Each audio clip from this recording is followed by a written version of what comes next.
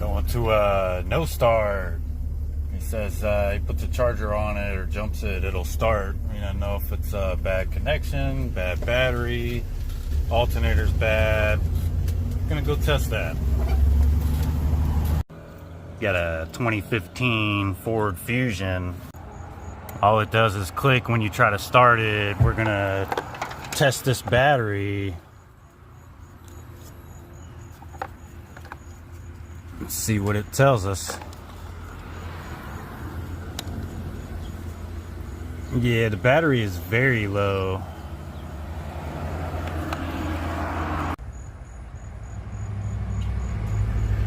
Less than 12 volts. Just click.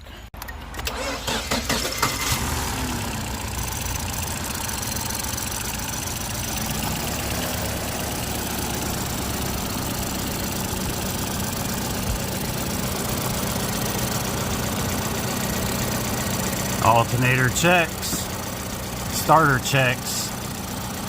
This is a case of just a bad battery.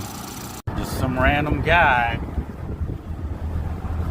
and a random driveway.